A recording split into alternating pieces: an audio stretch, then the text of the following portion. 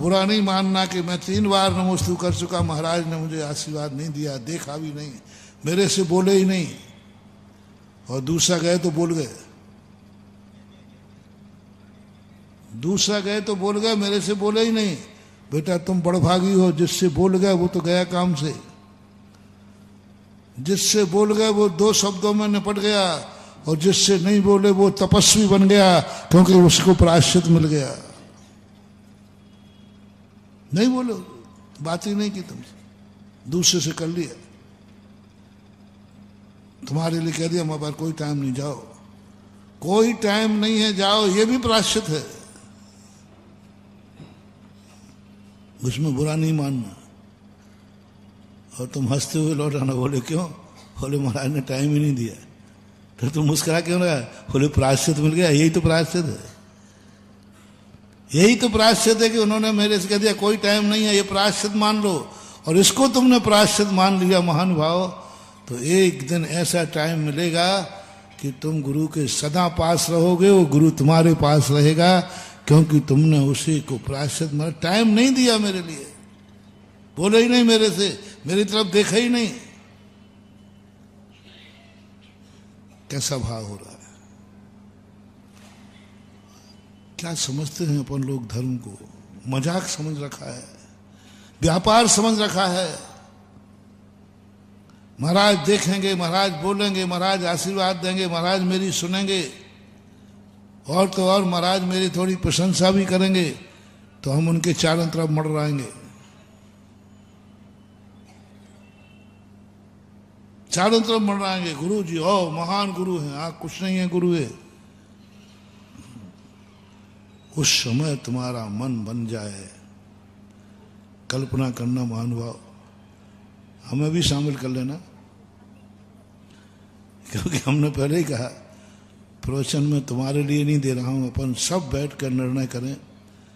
तुम गुरु को बड़ी श्रद्धा से गए हो, और उन्होंने देखा नहीं, आशीर्वाद दिया नहीं, तुमसे बोले नहीं, उसल सेम पूछी नहीं, और दूसरा आ गया तो उसको टाइम दे दिया, बात भी पूछा, सब कुछ तुमसे कुछ नहीं किया। 1 बार हो गया, 2 बार हो गया, 3 बार हो गया, तीसरी बार में क्या करोगे? बताओ भाई निर्मल जी। अरे बेफालतू बात नहीं, जो सही है से अंदर की बताओ, फपूंद की। फिर कोई राय, भैया तुम ही जाओ, बताओ भैया बताओ, 3 बार हो गया, मैं नारियल लेके गया और कुछ और बात, और मैं गया, आप बताओ कहाँ तक आखिर कोई हमारी भी कोई इज्जत होती है कि नहीं? हमने शांत धारा की बोली भी ली थी, और तो और पंचकल्याण की बोली ली हमने, और तो और हमने और क्या बोलो, हाँ सुभाषगंज की बोली ली हमने। अब बताओ भैया बताओ, और तो और नंदीसर में हमने थुवंजी में मिली, और कुछ किया हो तो और वो जोड़ लेना उसमें। उसके बावजूद भी बताओ महाराज जी को, और मौन हो तो बात अलग है, दूसरे से गप्पे लगा के बैठे, और उसको पीछे से आशीर्वाद और दे, अरे फिर तो आग भड़क जाएगी उनको पीछे से आशीर्वाद दे रहे, गप्पे कर रहे हैं। ओहो बहुत पीछे हैं रे अपन लोग, बहुत पीछे हैं, बहुत पीछे हैं धर्म से। धर्म बहुत आगे की बात है, बस इतना बता दो वो तुम्हारा गुरु है कि नहीं, इतना बोल दो। महाराज पहले तो था, अब नहीं है 3 दिन में तुमसे नहीं मिला तो गुरु बदल गया, थोड़ी तुम्हारे अनुकूल नहीं हुआ तो गुरु बदल गया। गुरु बदलना और बाप बदलना दोनों एक ही बात है। थोड़ी सी प्रतिकूलता हुई, लोग गुरु बदल देते, गुरु को छोड़ देते हैं। थोड़ी सी प्रतिकूलता हुई, बाप को छोड़ देते हैं, अलग हो जाते हैं, गुरु को छोड़ देते हैं। गुरु गुरु होता है महानुभाव। उस समय तुम्हारी फीलिंग बहुत बड़ा मोटिवेशन दे रहा हूं महानुभाव, तुम्हारी सबसे बड़ी बेइज्जती हुई है। ऐसी बेइज्जती आज तक किसी ने नहीं की, क्योंकि तुम बहुत अच्छे आदमी हो। लोग तुमसे बोलने को तरसते हैं, लोग तुम्हें बुलाते हैं, तुम इतने इज्जतवान आदमी हो, और गुरु के पास तुम गए, उन्होंने बोला नहीं। बताओ भैया, मेरी इज्जत, दुनिया मेरे से 2 मिनट लेने के लिए तरसती है, और यहां मैं 3 बार हुआ है। किसके पास हुआ है? थोड़ा तुम ही बोलो, किसके पास हुआ है? नहीं। यदि गुरु के पास गए तो तुम्हारे मन में एक धारणा बना लेना चाहिए, गुरु बोले या नहीं बोले, मेरे से, मेरा गुरु मेरा कभी अहित कर नहीं सकता, मेरा गुरु मेरा अपमान कर नहीं सकता, मेरा हित इसी में है, उसका नहीं बोलना ही मेरा हित है, आशीर्वाद नहीं देने में ही मेरा हित है, वो मेरा गुरु है। किस रोग को, किस मरीज को कौन सी दवाई देना, वो डॉक्टर जानता है।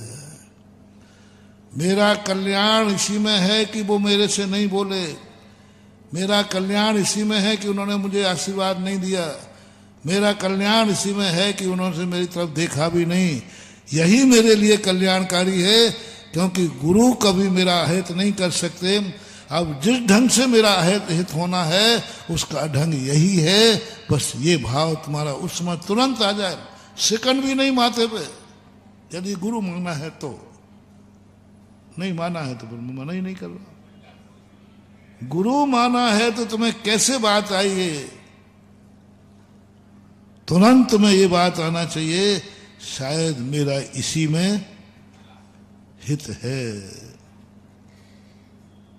इसी में है। तो उनका हमसे नहीं बोलना ही हमारे लिए कल्याणकारी है। वो सुनाया था मैंने लक्ष्मीबाई का कि बेटा मैं तुझे मार दूं तो,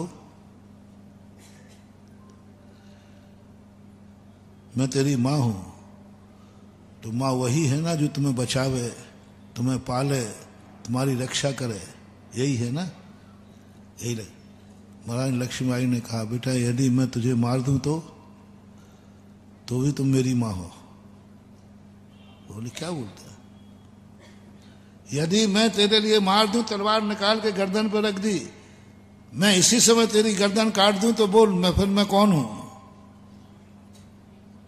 फिर मैं कौन हूं? अभी तो मां हूं क्योंकि पीठ पे लादे हूं, पीठ पे लाती थी ना, क्योंकि मैं तेरी मां हूं, क्योंकि पीठ पे लादे हूं, मैं तेरी रक्षा कर रही हूं, इसलिए मां हूं। बोल अभी मैं तेरी गर्दन काट दूंगी, फिर बोल मैं कौन हूं। बहुत कठिन परीक्षा हो रही है। अब बोल मैं क्या हूं। बोले मां तू चाहे जिंदा रख चाहे मार,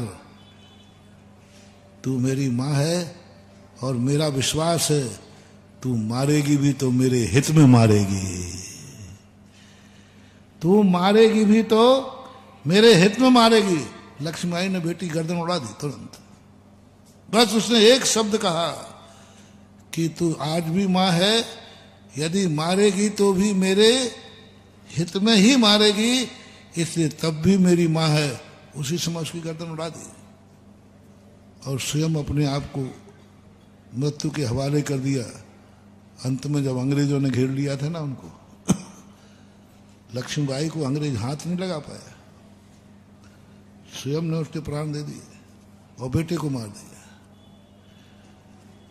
क्या ऐसे बेटे हो तुम? क्या माँ ये कहे तो उसके बाद भी तुम माँ को माँ कह दोगे? ऐसे बेटे होने के लिए हमें दामोदर बनना पड़ेगा, ऐसे बेटे के लिए हमें मर्यादा पुरुषोत्तम राम बनना पड़ेगा, जो वनवास देने वाली को भी मां कह रहा है, जो सर्वनाश कर रही है उस मां के पैर छू रहा है। ऐसे भाव तुम्हें तो थोड़ा सा भी मां हिस्सा नहीं दे पाए तो काय की मां है। यही स्थिति तुम्हारी धर्म क्षेत्र में है। तुम्हारा गुरु तुम्हारे लिए, तुम आशीर्वाद लेने गए हो, शुभ मंगल करने गए हो, और उसने डांट लगा दी और तुम नहीं मांगने तो एक लात और लगा दी।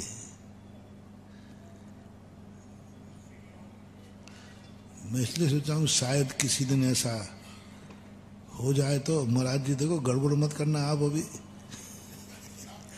चुपचाप आशीर्वाद देते रहो, हम लोग बैठे, मजा नहीं आ रहा है।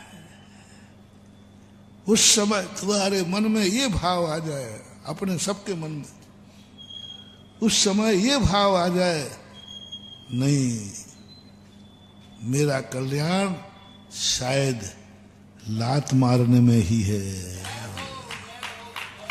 यही आशीर्वाद है, वो मैं नहीं जानता है तो गुरु जानते हैं। बोले तुझे लात मार दी महाराज ने? बोले नहीं महाराज ने, गुरु ने मारी ना। हाँ गुरु ने मारी, तो पक्का समझना उसी में मेरा कल्याण है, हाथ से नहीं होना था। यदि ये परिणाम आपको आ गया, जिंदगी भर तुम्हें आशीर्वाद मिले हों, और एक बार लात खाने के समय तुम्हें आ जाए कि नहीं गुरु ने मेरा कल्याण कर ही नहीं सकता, जरूर मेरा इसी में कल्याण है, जाओ तुम्हें ऐसा साथी से पुण्य बंधेगा, ऐसा बंधेगा कि दुनिया की कोई ताकत तुम्हारा कुछ भी नहीं बिगाड़ पाएगी, क्योंकि तुमने लात को आशीर्वाद मान लिया। ये परिणाम कितना कठिन है। हम बात बात में गुरुजनों से नाराज होते हैं, उन्होंने हमारी सुनी नहीं, उनने हमसे बात की नहीं, हमें आशीर्वाद दिया नहीं, इतने बार होके आए वो देखते तक नहीं, अब हमें जाने ही नहीं। मत जाओ, उनका क्या बिगड़ रहा है। इसलिए गुरुजन यानी माता पिता, पूजनी, महाराज, मंदिर, धर्म कार्य कभी बुलावा मत मांगना। कभी विधान है, पंच कल्याणक है, कई लोग कहते हैं बुलावा आ जाएगा तो दे देंगे, चले जाएंगे। नहीं जाना महानुभाव, बिना बुलाए जाना, बिना बुलाए जाके पहुंच जाना। कितने बड़े तुम राजा महाराजा चक्रवर्ती भी क्यों ना हो, गजब का सूत्र महानुभाव पूज्य जिनसेन स्वामी महापुराण में, चक्रवर्ती किसी के दरवाजे नहीं जाता, किसी के दरवाजे नहीं जाता, सब उसी के दरवाजे आते हैं। लेकिन जब हस्तिनापुर में राजा श्रेयांश के यहाँ आहार हुआ, चक्रवर्ती बिना बुलाए वहां पहुंच गया। राजा श्रेयांश घबरा गया, वो तो उनका सेनापति था और अधीनस्थ राजा था।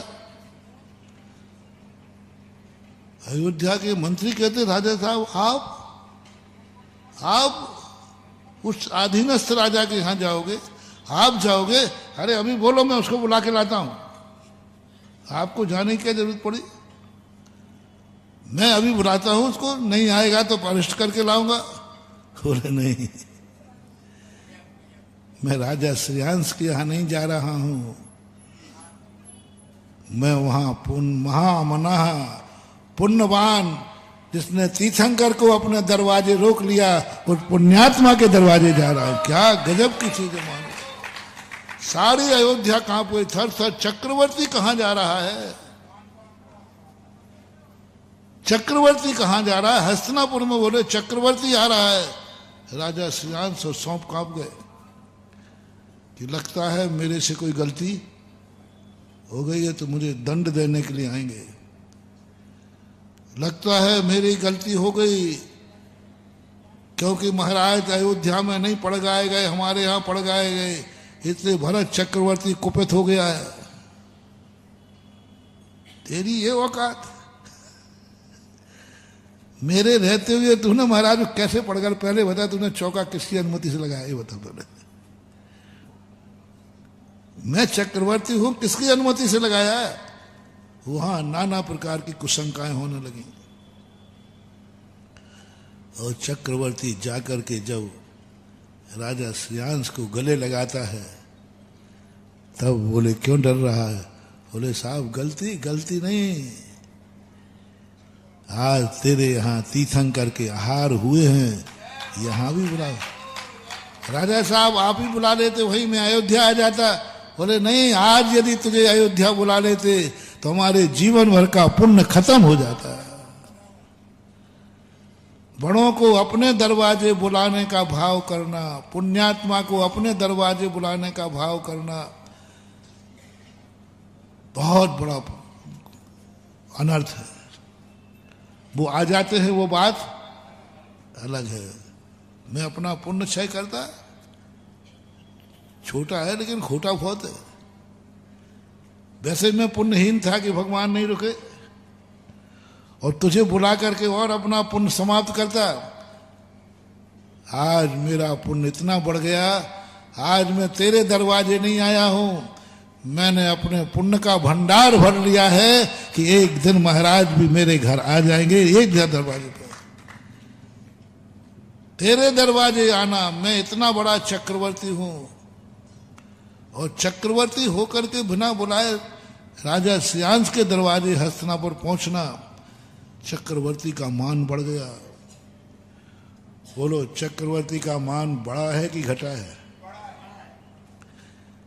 यदि नहीं गया होता तो आज मुनिराज के मुख से उसकी प्रशंसा नहीं निकली। इतना बढ़ गया कि चक्रवर्ती और वहां चक्रवर्ती और राजा श्रेयांश के यहां जब चक्रवर्ती ने उपदेश दिया कि नहीं, आज मैं उस भक्त के दरवाजे आया हूं, मैं चक्रवर्ती को होकर के तीर्थंकर के कदम नहीं रोक पाया और मेरा अधीनस्थ होकर के तीर्थंकर को पड़गाहन करके हार दे दिया, धन है।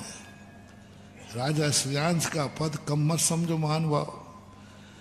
सारे पात्रों में सबसे ज्यादा राजा श्रेयांश का महत्व इसलिए होता है, उसमें दो कारण हैं। सबसे पहला कारण है कि तीर्थंकर जैसे महामुनिराज तुम्हारे यहाँ हार लेते हैं, और सबसे बड़ा कारण है कि जहां महाराज के हार होते हैं वो चक्रवर्ती से भी वंदनीय होता है, चक्रवर्ती को नहीं लगता था। 6 खंड का अधिपति भी, चक्रवर्ती भी अपने आप को पुण्यहीन मानता है और बिना बुलाए दरवाजे पे पहुंच जाता है। क्या समझते हो श्रेयांश पद को? एक दिन की घटना है, एक समय की घटना है, लेकिन उसका महत्व इतना है तीर्थंकर। और वहां जाकर के दान तीर्थ प्रवर्तन की उपाधि दी। उपाधि को अपने घर बुला के देता, अयोध्या में देता, राजमहल में देता। बात समझ में आती? राष्ट्रपति के महल में, राष्ट्रपति भवन में जाकर पुरस्कार मिलना अलग चीज है, और राष्ट्रपति तुम्हारे घर आकर पुरस्कार दे उसकी बात अलग होती है। सारी दुनिया को राष्ट्रपति,